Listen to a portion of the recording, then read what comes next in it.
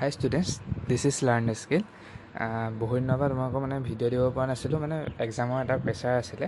তো তাৰ মাজতে সময় উলিয়াই তোমালোকৰ কাৰণে এই চিৰিয়েলি ষ্টেপ বাই ষ্টেপ প্ৰচেছৰ এটা ভিডিঅ' লৈ আহিছোঁ।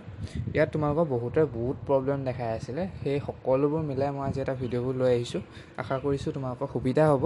তো ভিডিঅ'টো শেষলৈকে চাবা, আৰু শেষত দুই এটা ইম্পৰ্টেণ্ট কথা আছে, সেইকেইটা শুনি ল'বা। যদি তোমালোকে ষ্টেপ বাই ষ্টেপটো পাৰা তেনেহ'লে ডাইৰেক্ট শেষৰকণ চালেও তোমালোকৰ সুবিধা হ'ব।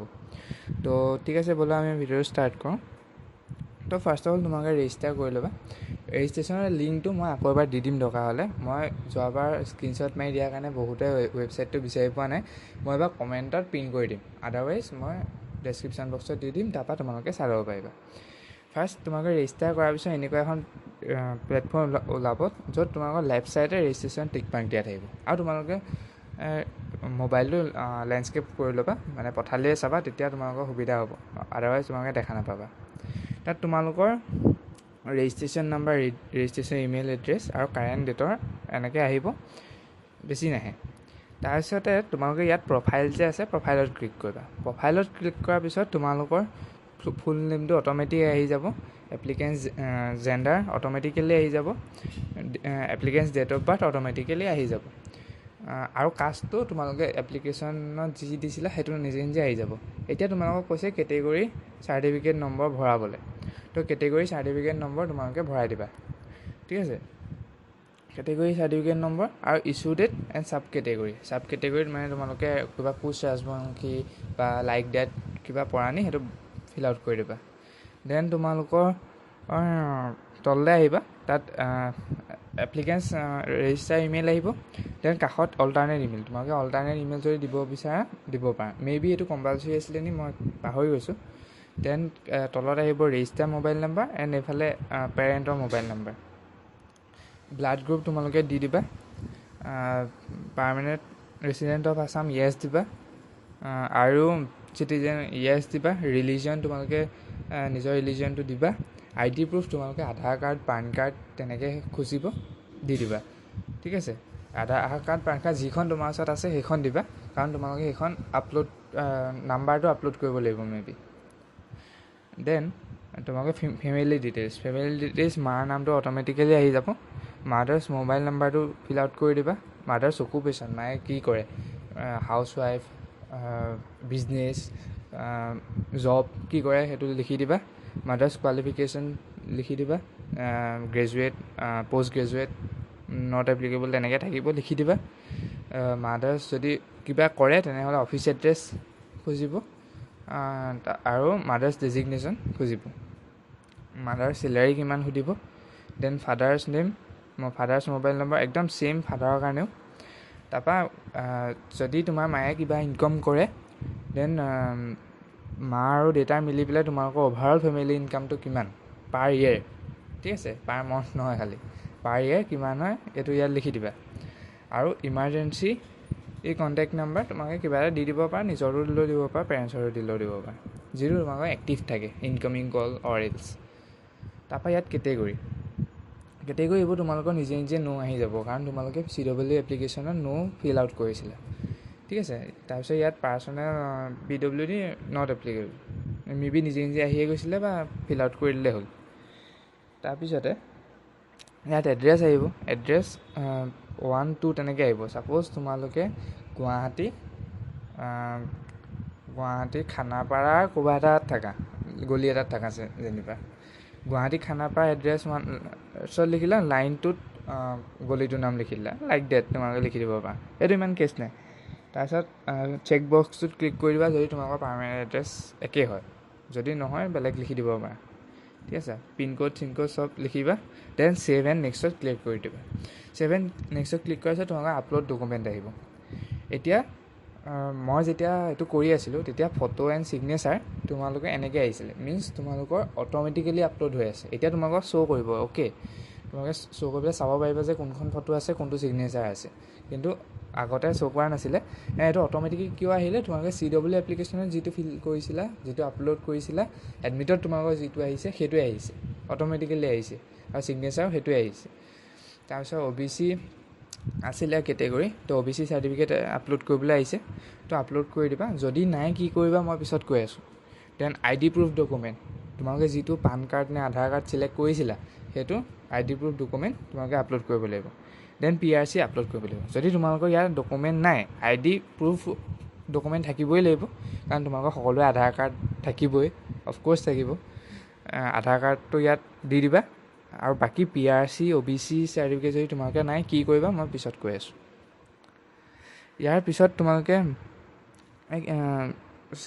7 নেক্সট কৰাৰ পিছত তোমালোকে গোটেইখিনি অভাৰভিউ এটা আহি যাব। অভাৰভিউ অহাৰ পিছত যদি তোমালোকে ইয়াত ছেটিছফাইড, তেনেহ'লে ছাবমিট ইয়াত লক কৰি দিবা। যদি তোমালোকে ভাবিছা যে ইয়াত কিবা চেঞ্জ কৰিবলগীয়া আছে, পিছত কৰিম মই, ছেভ এণ্ড ড্ৰাফ্ট কৰি ল'বা, আদাৰৱাইজ তোমালোকৰ গোটেইখিনি উৰি যাব। ঠিক আছে, ছেভ এণ্ড ড্ৰাফ্ট কৰি ল'বা। দেন এতিয়া আহিছোঁ প্ৰগ্ৰেম ছিলেকশ্যন। লক হৈ যোৱাৰ পিছত তোমালোকৰ হয় মেইন স্ক্ৰীনলৈ আহিব, নহ'লে অট'মেটিকেলি তোমালোকৰ প্ৰগ্ৰেম ছিলেকশ্যনলৈ আহিব। অট'মেটিকেলি প্ৰগ্ৰেম ছিলেকশ্যনলৈ অহাৰ পিছত ইয়াত প্ৰগ্ৰেম লেভেল সুধিব। এইটো আছে ন, মই নেক্সট কৰি দিছোঁ। ইয়াত তোমালোকৰ মই মোবাইলত এইকাৰণে কম্পিউটাৰত এইকাৰণে দেখাইছোঁ, কাৰণ মোবাইলত এইটো ভালকৈ নাহে, মানে ছাইডৰখিনি নাহে। তো ইয়াত programme level bachelor of undergraduate programme, এইটো অট'মেটিকেলি আহি যাব। এটাই অপশ্যন আহিব, সেইটোৱে টিপি দিবা। প্ৰগ্ৰেম বেচেলৰ অফ টেকন'লজি আহিব। দেন ইয়াত সুধিব have you pass diploma engineering under SCET or pass 10+2 with physics chemistry mathematics as your subject. এইটো য়েছ কৰিবা। য়েছ, তোমালোকৰ 10+2 ফিজিক্স কেমেষ্ট্ৰি মেথছ লৈ পেলাই তোমালোকে পাছ কৰিছে। অ'কে, দেন ইলিজিবিলিটি এইটো দিয়া আছে। আমি নেক্সট পেজটো চাইছোঁ। নেক্সট পেজত তোমালোকে ইয়াত চইচ ফিল আউট কৰিব পাৰিবা। ছাপ'জ তোমালোকৰ আছাম ইঞ্জিনিয়াৰিং কলেজৰ চিভিল ব্ৰাঞ্চ লাগে, ইয়াত নন ইণ্টাৰেষ্টেড যে লিখা আছে তাত ক্লিক কৰি দিবা। তাত ক্লিক কৰাৰ পিছত তোমালোকৰ first preference, second preference, third preference এনেকৈ আহি যাব। ঠিক আছে, তেনেকৈ আহি যোৱাৰ পিছত তোমালোকে এটা এটা প্ৰিফাৰেঞ্চ ফিল আউট কৰিব পাৰিবা। তোমালোকে কেইটা প্ৰিফাৰেঞ্চ ফিল আউট কৰিব পাৰিবা? Total 30 number of preference fill কৰিব পাৰিবা, এণ্ড মিনিমাম 3। মানে তোমালোকে এইটো নহয় যে কিছুমানে ভাবে ন যে মই JEC অকল চিভিল দি থওঁ, চিভিল পালে পঢ়িম, বেলেগ পালে নপঢ়োঁ। তো সেইটো নহ'ব, মানে মিনিমাম তোমালোকে 3টা দিবই লাগিব। ঠিক আছে, তো তোমালোকে সেইটো দি দিলা। নন ইণ্টাৰেষ্টেডত ক্লিক কৰি দিবা, তোমালোকৰ প্ৰিফাৰেঞ্চ নাম্বাৰ আহিয়ে যাব। কৰাৰ পিছত তললৈ গুচি যাবা। তললৈ কৰাৰ পিছত প্ৰচিড কৰি দিবা। ভালকৈ চাই ল'বা এবাৰ, ফটককৈ কৰি দিবা, প্ৰচিড কৰি দিবা। প্ৰচিড কৰাৰ পিছত এইটো আহি যাব। অ'কে, প্ৰচিড কৰাৰ পিছত মেবি তোমালোকৰ গোটেইখিনি ৰিভিউ কৰিবলৈ আহিব। মেবি সেই পেজখন ইয়াত এডিট নহ'লে ৰিভিউ কৰাৰ পিছত নেক্সট কৰি দিবা। দেন আকৌ এইখিনি তোমালোকৰ mothers name, mothers occupation, mothers mobile number, সেইখিনি গোটেইখিনি আকৌ এবাৰ আহিব। তো এইটো নেক্সট কৰি দিবা। মানে সেইখিনি তোমালোকে এডিট কৰিবলগীয়া একো নাথাকে, যিখিনি ফিল কৰিছিলে সেইখিনিকে আহিব। ঠিক আছে, সেইখিনি মিনছ তোমালোকৰ পাৰ্চনেলিটিজ তোমালোকে অলৰেডি ফিল কৰিলে। অ'কে, তাৰ ওপৰত চোৱা, ওপৰত তোমালোকৰ যি আছে সেইখিনি কমপ্লিট হৈ গৈ আছে। তাৰপৰা ইয়াত একাডেমিক ডিটেইলছত তোমালোকে যদি 10+2 কমপ্লিট কৰিছা উইথ ছায়েন্স ষ্ট্ৰীম, দেন এইটো দিবা। যদি 3 years ডিপ্ল'মা এইটো দিবা, আদাৰ্ছ ব'থ হ'লে ব'থ দিবা। মেক্সিমাম 10+2 আছে, 10+2 দিবা। দেন তোমালোকৰ ইয়াত 10ৰ কোৱালিফিকেশ্যন সুধিব। 10ৰ কোৱালিফিকেশ্যন পাছিং ইয়েৰটো দিবা। মেক্সিমাম মাৰ্কছ মানে তোমালোকৰ ছাবজেক্ট কেইটা আছিলে? 6টা আছিলে। 100 মাৰ্কছকৈ আছিলে, 600 মাৰ্কছ। গতিকে মেক্সিমাম মাৰ্কছ ইমান, তোমালোকে যিমান পাইছা মাৰ্কছ অবটেইন সেইটো। আৰু ইয়াত সুধিছে have you studied class 8 to 10 in government school under SEBA or SSCB। যদি তোমালোকে গভৰ্ণমেণ্ট স্কুলত পঢ়িছিলা তেনেহ'লে য়েছ দিবা। যদি তোমালোকে CEE কাউন্সিলিঙত য়েছ দিছিলা তেনেহ'লে য়েছ দিবা। ঠিক আছে, যদি তেতিয়াও য়েছ দিয়া নাছিলে এতিয়াও য়েছ দি দিব পাৰিবা। আৰু যদি কিছুমানে বোলে পঢ়া নাই গভৰ্ণমেণ্ট স্কুলত, তাৰপিছতো য়েছ দি থৈছিলা, তো এতিয়া ন' দিব পাৰা। তাৰপিছত তোমালোকে ইয়াত পাৰ্চেণ্টেজটো ফিল হৈ যায়। ন' দিয়াৰ পিছত তোমালোকে এনেক্সাৰ এটা ফিল কৰিব লাগিব, সেইটো মই পিছত কৈ আছোঁ। ঠিক আছে, অভাৰঅলকৈ মই লাষ্টত কৈ দিম। তাৰপৰা ডিভিজন কি সুধিব, ডিভিজন দি দিবা। ছেইম লেভেলত তোমালোকে ক্লাছ 12ও আপলোড কৰিব লাগিব। পাষ্ট, তাৰপিছত ফাইনেল কোনটো ইয়েৰ, মেক্সিমাম মাৰ্কছ কিমান, মাৰ্কছ অবটেইন কিমান, আৰু পাৰ্চেণ্টেজ কিমান, এইটো ফিল কৰিলা। ফিল কৰাৰ পিছত তোমালোকে এইখিনি আহিব। তোমালোকে ইংলিছ কম্পালচৰি। ইংলিছত তোমালোকৰ প্ৰেক্টিকেল মাৰ্কছটো 0 দিবা, আৰু থিয়ৰিত যিমান পাইছে সেইটো দিবা। ইয়াত 8 যেন দেখিছে কিন্তু 80 লিখা আছে আচলতে। তোমালোকে মোবাইলত হ'লে মানে অকণমান সৰু সৰু দেখি। তাৰপৰা মেথছত 0 এনেকৈ। মেথছত প্ৰেক্টিকেল নাথাকে যিহেতু। CBSE যদি থাকে CBSE প্ৰেক্টিকেল মাৰ্কছটো ইনক্লুড কৰিবা।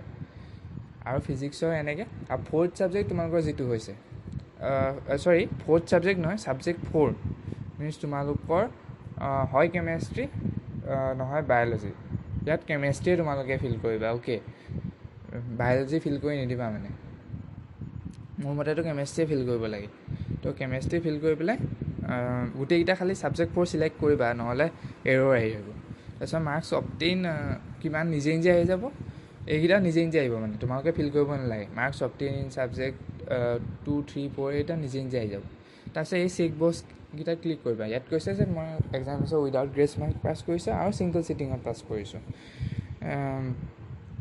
ঠিক আছে, এইকেইটা চেক বক্স ক্লিক কৰাৰ পিছত নেক্সট কৰি দিবা। ঠিক আছে, নেক্সট কৰাৰ পিছত এইখিনি আদাৰ্ছ ডিটেইলছ তোমালোকৰ নিজে নিজে আহি যাব, ইমান কেছ নাই এইটো। দেন নেক্সট কৰি দিবা। নেক্সট কৰাৰ পিছত তোমালোকে এনেকৈ আহিব। ইয়াত কোৱা হ'ব যে সকলোবোৰ ডিটেইলছ মই যিটো প্ৰভাইড কৰিছোঁ বেজ অন মাই নলেজ এণ্ড সেইখিনি সকলোবোৰ কাৰেক্ট হয়। যদি কিবা ভুল হয় মই হেৰিটো কেঞ্চেল কৰি দিয়া যাব। তো সেইটোৱে। আৰু তোমালোকে যিহেতু শুদ্ধকৈ ফিল আউট কৰিছে তো ছাবমিট কৰি দিবা। ঠিক আছে, ছাবমিট কৰি দিবা তোমালোকৰ। দেন পে'মেণ্টলৈ গুচি যাবা। পে'মেণ্টত তোমালোকে পে'মেণ্ট কেনেকৈ কৰিব লাগে মেবি জানা। সেই পে'মেণ্টটো মই কৰি দেখুওৱা নাই, কাৰণ কেইবাটাও আছে। তো সেইটো কাৰণে মই সেইটো কৰি দেখুওৱা নাই। আশা কৰিছোঁ পাৰিবা। যদি নোৱাৰা তোমালোকৰ দাদা বাইদেউ কাৰোবাক ক'বা, মামা তেনেকৈ কোনোবাই পাৰিব কৰি দিব। এতিয়া আহিছোঁ আমি মষ্ট ইম্পৰ্টেণ্ট কেইটামান কথালৈ। তোমালোকৰ যিটো ৱেবছাইট আছে, ৱেবছাইটত গৈ পেলাই পাব্লিক নটিছত যদি তোমালোকে চোৱা, ইয়াত কেইবাটাও এনেক্সাৰ আছে। এনেক্সাৰ আছে নন EWS ডিক্লেৰেশ্যন, তাৰপিছত annexure gov school quota for wrong entry, annexure non PRC declaration, annexure non government school declaration, non TRW declaration. ঠিক আছে, আৰু এনেক্সাৰ নন NCL ডিক্লেৰেশ্যন। এতিয়া তোমালোকৰ কিছুমানৰ ছাপ'জ EWS এপ্লাই কৰিলা, কিন্তু EWSখন আহি পেলাই পোৱাহি নাই। কিন্তু এতিয়াতো আপলোড কৰিব লাগিব। তোমালোকে তাৰ সলনি এই এনেক্সাৰ নন EWS ডিক্লেৰেশ্যনটো তোমালোকে ডাউনলোড কৰি ফিল কৰি ছিগনেচাৰ মাৰি আপলোড কৰি দিব লাগিব। তাত লিখা থাকিব যে তোমালোকে এতিয়া সেইখন আহি পোৱাহি নাই আৰু কাউন্সিলিঙত মই সেইখন আপলোড কৰিম, যদি আপলোড নকৰোঁ সেই ছিটটো মোৰ কেঞ্চেল হৈ যাব। তো তেনেকৈ লিখা থাকিব। তো যদি তোমালোকৰ আছে তেনেহ'লে মানে আহিব, তেনেহ'লে তোমালোকে এইটো ফিল কৰি আপলোড কৰি দিবা। Same for PRC, same for OBC NCL and same for government school quota. আৰু এটা কথা, কিছুমানে কি হ'ল গভৰ্ণমেণ্ট স্কুল কোটা হেৰিটো ৰংকৈ ফিল কৰিলে, মানে তেওঁলোকে আছিলেতো প্ৰাইভেট কিন্তু ফিল আউট কৰিলে গভৰ্ণমেণ্ট। তো তেওঁলোকে এই যে আছে annexure government school declaration for wrong entry, সেইটো তোমালোকে ফিল কৰি পেলাই আপলোড কৰি দিব লাগিব। সেইটো ফিল কৰি পেলাই আপলোড কৰি দিলে তোমালোকৰ ছিটটো এজ এ জেনেৰেল বা তোমালোকে এজ এ OBC যিটো কাষ্টৰ হয় সেইটো এজ এ জেনেৰেল আপলোড হ'ব। ঠিক আছে, আৰু ভালকৈ মন দি শুনা, ক্লাছ 8 to 12 হ'ব লাগিব। 8 to 10 হ'লেও নহ'ব, 11 to 12 হ'লেও নহ'ব, 8 to 12 ষ্ট্ৰিক্টলি হ'ব লাগিব। যদি মানে লাষ্ট ইয়েৰ মই দেখা পাইছিলোঁ যে এজনী ছোৱালী ST হিলছত গভৰ্ণমেণ্ট স্কুল কোটা এটাই ছিট আছিলে, সেই ছিটটো তাই লৈছিলে। আৰু তাইক যেতিয়া ছিটটো এলট কৰিলে, ফিজিকেল ভেৰিফিকেশ্যন কৰিলে, তাই এইটো দিব নোৱাৰিলে। গতিকে তাইৰ ছিটটো কেঞ্চেল কৰি দিলে। কেঞ্চেল কৰি দিয়াৰ পিছত তাইক নেক্সট কাউন্সিলিঙত ছিটটো নেক্সট কাউন্সিলিং নে নেক্সট স্পটত জেনেৰেল হিচাপে এডমিশ্যন দিছে। তো তাইৰ লাকটো ভাল আছিলে, গতিকে তোমালোকে সেইটো নকৰিবা মানে, বুজি পাইছা? তো সেইটো নকৰিবা। তাৰপিছতে নেক্সট আহিছোঁ, আজি এটা নটিচ ওলাইছে। বহুতৰে কি হৈছিলে যে ৰেজিষ্ট্ৰেশ্যন তোমালোকে কৰিব পৰা নাছিলে, আজি ৰেজিষ্ট্ৰেশ্যনটো খোল খাইছে। তো কি কৈছে নটিচখনত ভালকৈ আমি চাই লওঁ এবাৰ। ইয়াত কৈছে the eligible community who are not yet to register are required to do so the portal through the new registration tab and complete the registration choice filling process and make the required payment. তোমালোকৰ registration কৰিবলৈ কৈছে, then log in কৰিবলৈ কৈছে, then যি আছে সেইখিনি কৰি পেলাই তোমালোকৰ কামটো কৰিবলৈ কৈছে। যিবোৰে অলৰেডি ৰেজিষ্টাৰ কৰিছিলা তেওঁলোকক আকৌ ফ্ৰেছলি ৰেজিষ্টাৰ কৰিবলৈ কৈছে। The candidate who have already registered are also' required to fresh registration and complete the registration choice filling and make the required payment through the new registration tab. ঠিক আছে। আৰু কেইজন মানে কি কৰিছিলে যে পইচাটোও পে'মেণ্ট কৰি দিলে, মানে তেওঁলোকৰ ৰেজিষ্ট্ৰেশ্যন হৈ গ'ল। ছাপ'জ মইতো আগতীয়াকৈ কৰিলোঁ, ৰেজিষ্ট্ৰেশ্যন হৈ গ'ল, লগ ইনো হৈ গ'ল, অল হৈ গ'ল। অল হৈ যোৱাৰ পিছত তোমালোকে কি কৰিবা, তোমালোকক আকৌ নিউ ৰেজিষ্ট্ৰেশ্যন কৰি লগ ইন কৰি পেলাই আকৌ পইচাটো পে'মেণ্ট কৰিব কৈছে। তোমালোকৰ যিটো আগৰ পইচা আছিলে সেইটো তোমালোকৰ ৰিফাণ্ড হৈ যাব, সেইটো তোমালোকে চিন্তা কৰিব নালাগে। খালি তোমালোকে যদি পে'মেণ্ট কৰিছিলা তেনেহ'লে পে'মেণ্টটো ৰিফাণ্ড কৰি দিবা, পে'মেণ্টটো আকৌ এবাৰ কৰি দিবা, মানে সেইটো ৰিফাণ্ড হৈ যাব, টেনশ্যন ল'ব প্ৰয়োজন নাথাকে। ঠিক আছে। আৰু এনেক্সাৰটো বুজি পালা?